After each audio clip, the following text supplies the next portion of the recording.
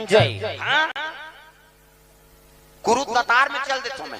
हाँ सब जन तो नहा खोर के जाते, मैं कीर्तन बोलूं बिना नहा खोरे पेल देते जा।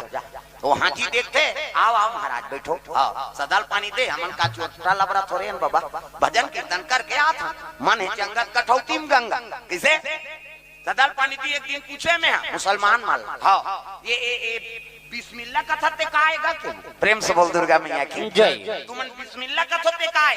तब वो हाजी कहे लगे हमार में हिंदू पंडित कथा नो मन हाजी कथा। प्रेम से बोल दुर्गा मैया की जय।